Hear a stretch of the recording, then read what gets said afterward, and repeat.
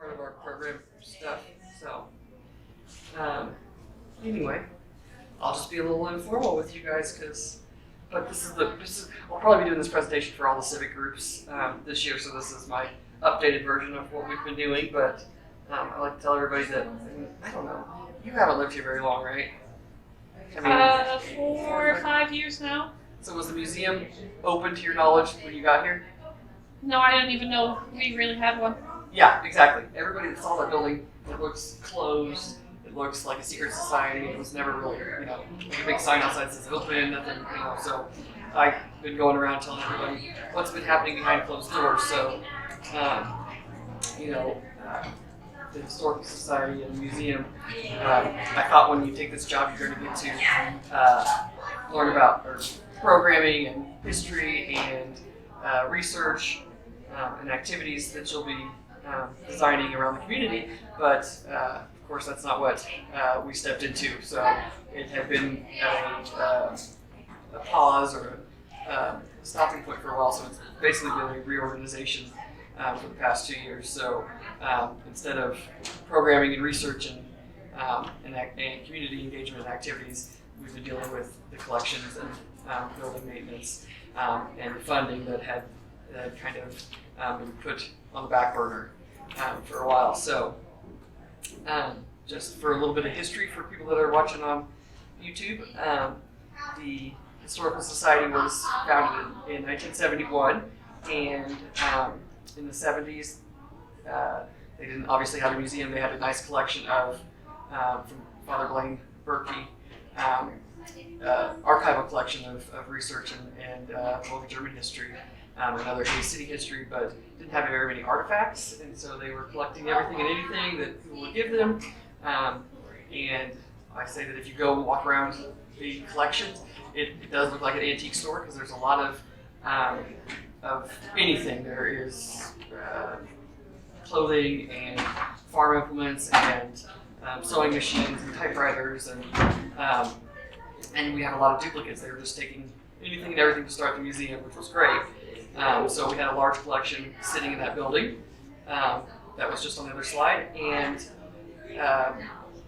it was stuffed in every. I'm sure you had a tour of it when it was full to the brim, with every nook and cranny of different storage spaces they could utilize. This picture right here is just a few of the many typewriters we have. We're not a communications museum. I don't know what we would ever do with 15 of those kind of typewriters, but that's what we had. And then, of course, in 2000, when the Sternberg Museum that used to be on campus moved to the Dome, they focused their energy on natural history only, and anything that had to do with people was passed on to the Historical Society. So our big collection that we collected in the 70s and 80s doubled in size for the same size of building. So with the help of the Ellis County administration, we were able to rent storage space in the Hayes Daily News building for 10 plus years. And that's where the second half of the storage sat, or artifact sat. So it's quite a lot to wrap your brain around. So I'd like to go over just some of the things that we house there. We have, every day I go peeking in boxes and like I'm searching through my grandma's attic of things that I find. Obviously there's the original sign for the hardware store. This is a meat wagon. It is huge and heavy, and it's really cool. We had an ice block on one side and meat on the other, and attached to a carriage or a horse team. But we hardly have any place to store it. We can't get it in the building. It sits in the firehouse museum at the moment. This piece is a model of a combine harvest machine that was designed by Mike Unrein here in Ellis County in the late 20s, early 30s. He was in the hospital and he designed it, and we have all his drafts and his models that he made.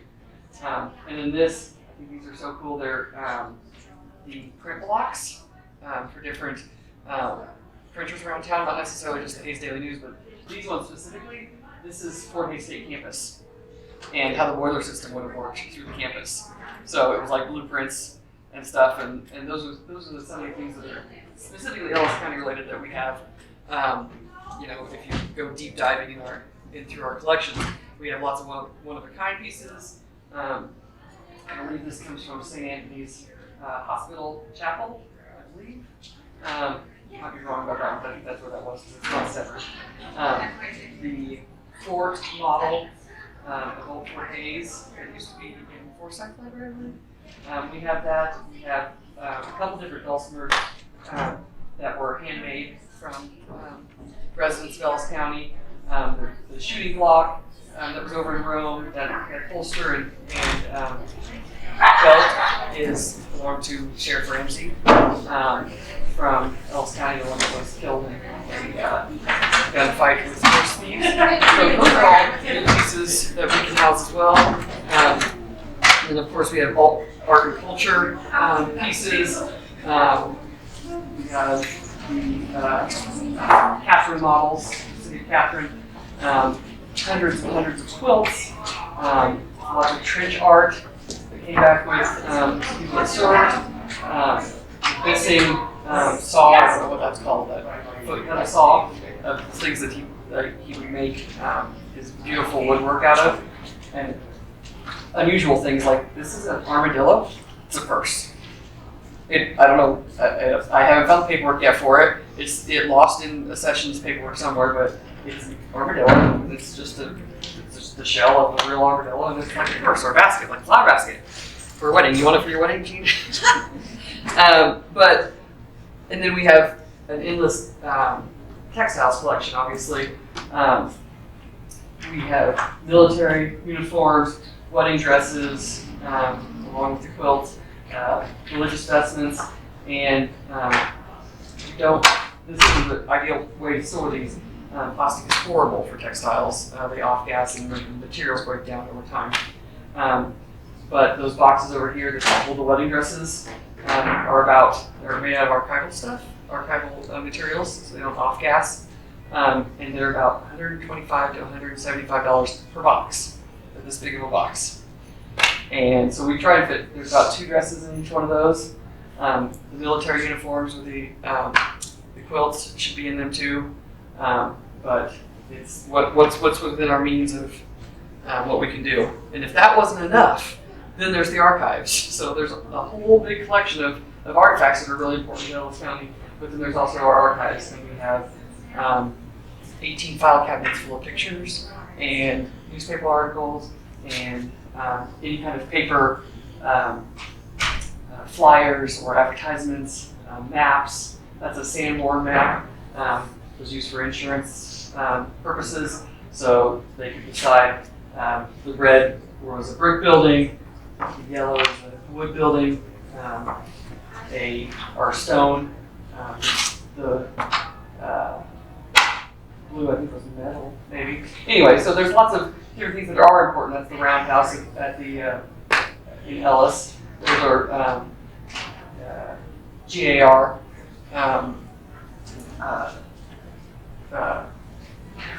What was the last members of the GAR? And we even have the complete collection of a lot of the photographers' studios that were in Hayes.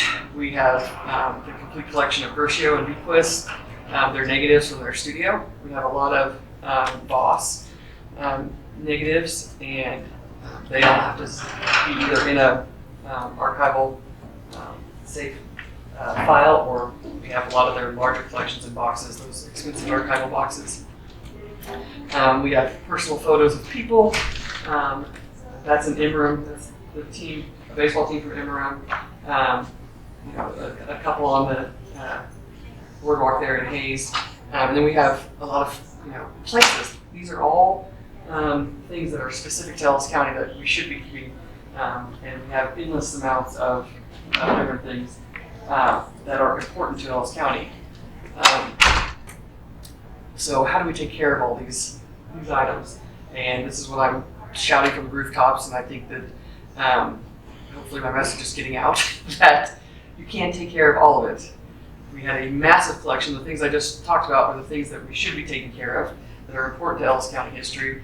But if we have to set priorities, and they did in the early stages of what they they wanted to maintain, but now we had little space when I first got here, and so we had to find spaces for it, and we have to maintain them. We have to watch so that they are not breaking down.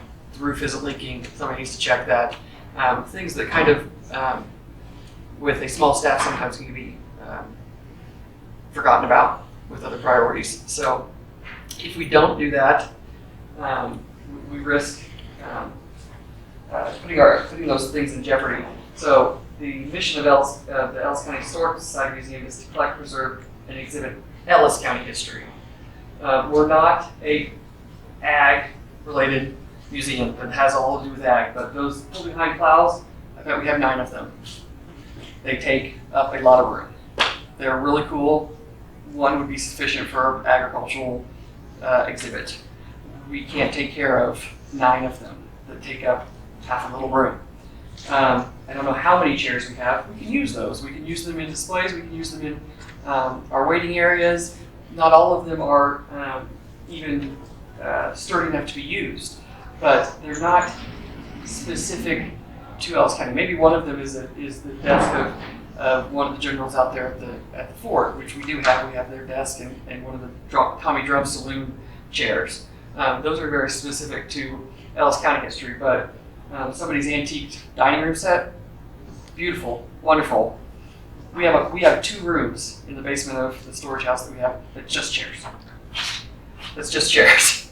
So if we don't make those priorities, we lose artifacts that are important. This is from the Hayes Music Shop, and it is a beautiful, large accordion. It's got ivory inset inlays. It's got a beautiful box that's velvet lined, but this is mold, and it's all in the inner workings of it. This is something we saved, put aside to hopefully take to a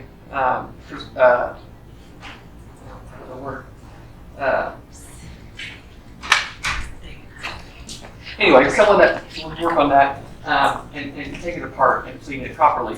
But you can't do that for every sewing machine we have, or every typewriter we have that also has, because we've been trying to take care of this entire thing on a small staff. So we don't want to lose the important items, and we don't want to waste the resources because we're not making money like Tesla. We're given a small stipend that we very graciously take, but we need to be mindful of our resources. So that's my promise, and what I've been trying to work on the past 2 years is that all these important items have a proper place. These are Starr and Woods, or Woods and Starr. I can't remember what the company's name was. The architect company that was housed, or that was based out here. Those are blueprint drawings. Some of them aren't even of buildings that are in Kansas, or they're in eastern Kansas. We went through them and kept the ones that are Ellis County related, but they're not all important enough for us. We need to be able to find them. If we're just stuffing them and keeping them and just, it does nobody any good. This World War I uniform over here, a gentleman from I'd say he's a little bit younger than my age, from California, had emailed me shortly after I took the position and asked me, hey, my family said that we donated my great-grandpa's war uniform and Purple Heart. Do you think you could find it? And I said, if we have it, it's somewhere in a box. I'd love to find it for you, but we're in the middle of moving all the artifacts out of one storage unit to another, and I hope I can find it for you, but keep track. So for a year, basically, he just emailed me every 3 or 4 months and said, have you had a chance to look for it? Which I didn't, and we hadn't gone through those boxes yet. And one day I finally said, okay, he had tried with the previous administration, the lady that was the director before me, and they never went to look for it. And so one day, finally, me and Adam said, we took the afternoon and we went and looked through every box, had a military uniform, and we finally found it. And it belongs to a gentleman named Clifton Witt, who actually was the head of maintenance on campus. And they named the Witt building after him, which is now the art gallery. where the art department's gallery is. It was the boiler or the heater for the entire campus, whatever the mechanic room for the campus. And we got it out for him, took pictures of it, and he came through town when he was driving from California to somewhere close to the East Coast, not all the way, and was so appreciative. He came through with his dad that he could see this. He didn't want to. He did ask for it back at one point. He would take care of it, but I promised him that things that are important to this county, we're going to have a place for them, and they're going to be. Right now, this is up in our gallery, and some people will tell me that, and I learned a lot too, but that World War I didn't have Purple Hearts, but he got it after they retroactively gave a lot of soldiers Purple Hearts when they started giving them out in World War II. The ones that were why they gave out Purple Hearts, so that's why that goes with his uniform. But I'm learning more about building and organization than I am about history. But small little pieces like this, I am still learning about the history of Ellis County. So that's my promise, that everything will have a place, even if it's not at Ellis County Historical Society, because these are 4 different baby buggies. We've got more. They're really cute. Some of them aren't in great condition. Some of them have mold on them, but they also take up lots of space. We could use 1 or 2 in a display, but how many are we going to hold in the back room to switch out of a display? Realistically, not very many. This one down here actually has the paperwork with it. It came from the Sternberg collection. It belongs to a family, or it came from a family out of Sheridan County. Their last name was Wilson. So I've made arrangements to hopefully get that back to Sheridan County's museum. And a lot of that, is going to be taking place. And I shudder because a lot of people think, oh, you're getting rid of our precious things. I'm not getting rid of Ellis County's precious things. They're all cool, but they can't sit in a place like this. So we need proper storage. We need it to be accessible to everybody. And then what I've toted for the last year and a half is we need space to tell the stories, because there's always been that one building that has our main gallery in it. Not a whole lot of space, about the space of this area in here, but there's 2 really important themed stories in Ellis County.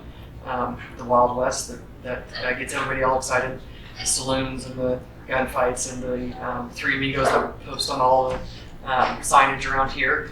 But there's also the Volga Germans and the oil industry and the ag industry and culture that kept this place alive after it would have dusted and rolled up when the railroad and the fort left, passed through town. We weren't on the main route like Dodge was anymore, and it very could have been a ghost town. So we've got 2 really strong stories to tell, and if we only have one space to tell it in, whoever was at the helm, one director really liked the Volga German stuff. We're going to put up all the Volga German stuff and not bring any people into the Wild West stuff. Or then we had Donald Westfall, who was all about Wild Westfall or West stuff, and didn't focus any on the Volga Germans and their history. So we can do both as long as it's within our means.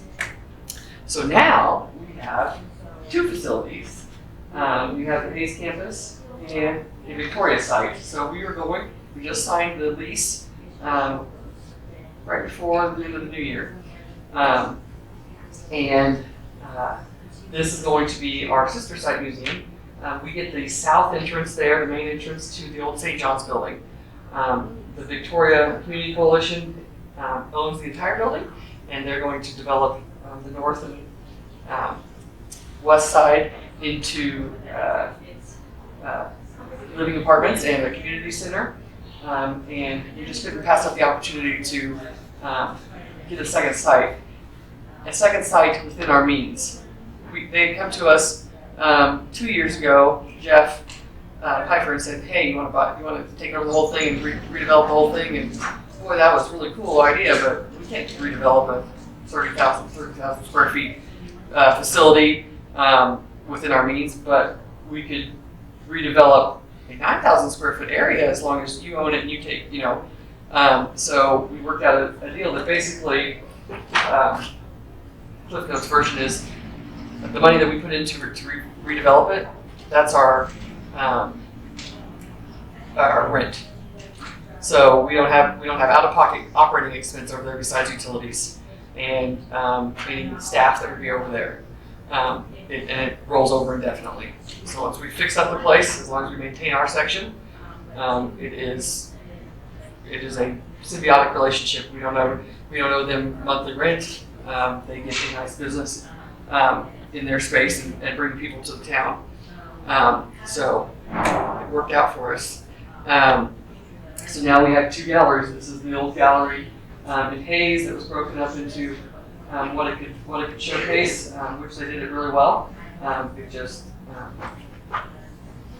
We could do so much more with extra space. So that's what's going to happen with Victoria. Hayes will focus on the Wild West, Hayes entrepreneurs, post-World War II architecture and art. That's really popular in Hayes, education with Fort Hayes, those kinds of influencers in Hayes, the Laughlin, and a lot of the other, like the Pat and the Schmitz and other things that happened in Hayes that made Hayes grow and made Hayes a place on the map, and the things that Hayes specifically did. And so with that, we've made the Hayes side accessible. We've got the ramp, Stone Church entrance. We've got the ramp on the south side of the building to go down to the archives. We have made the building watertight with grants for the brick facades. We're going to put a lift on the front side of the building so people can get up to the main entrance.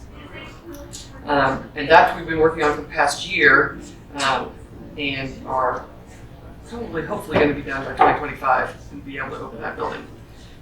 The Victoria site is going to focus on the long-term settlements, the Angus cattle movement, agriculture, oil industry, which our museum did never really touch on oil industry, except for maybe 1 or 2 like satellite or little exhibits that they would rotate in and out. One corner, I think, one little display cabinet had something about oil, and maybe not as big as Russell County, but we have a lot of influence, and there's people that designed. I don't know drilling terminology, but I know we have a company that designed a drill bit head that made the industry work well or work better. So those people and those things need to be highlighted for Ellis County. And then Walker Army Airfield has a cult following, apparently.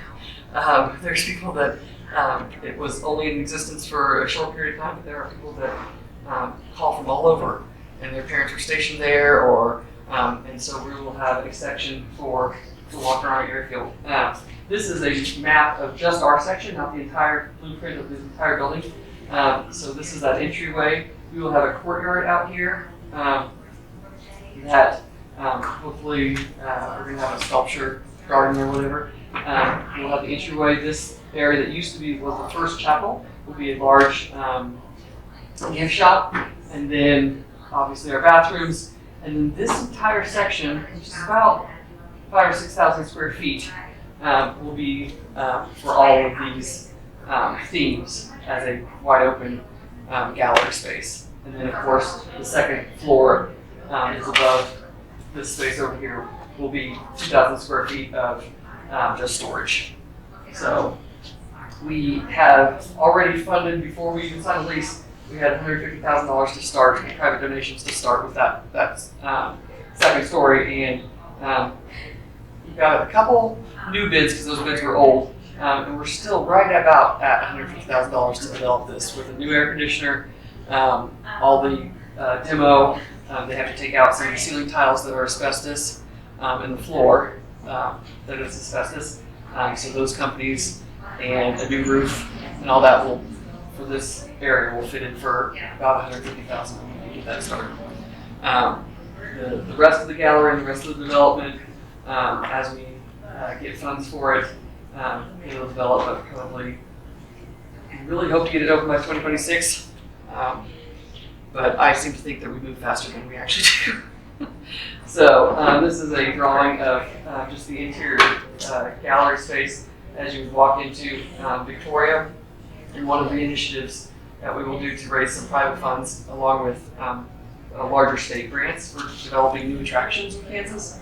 We're going to go after will be like a hall of honor for families that have that were started in Ellis County or immigrants that came to Ellis County and their family history, their family trees. So for a donation, their story or their picture of their first settlers or an artifact from their first settlers, their story can go on around the building in different areas. So that's going to be, we haven't decided how much those are worth, but that's going to be a good fundraiser for us to get there.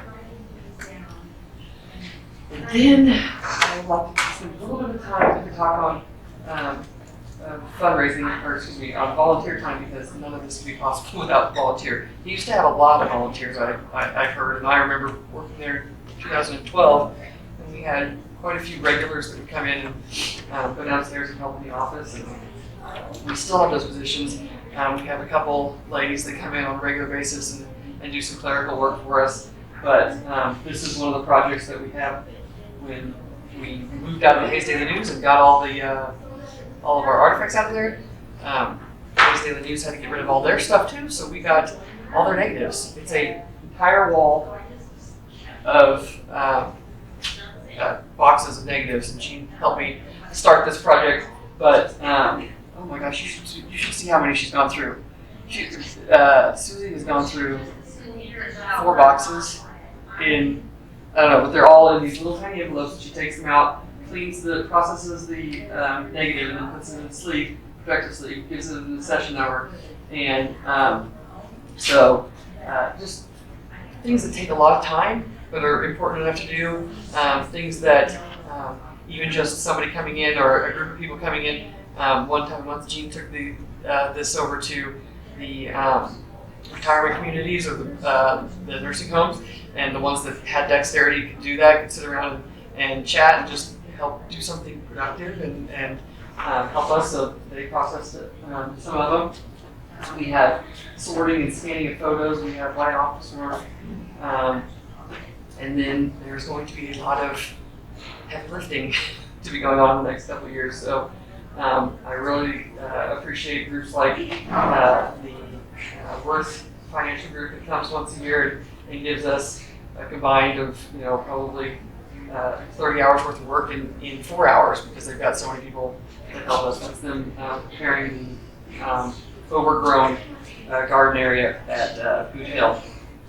But we utilized high school volunteer groups to do some of that stuff. We have a monthly work night now, second Tuesday of the month, and I really like your idea about seeing if ECHS has a group that would come and do some of that.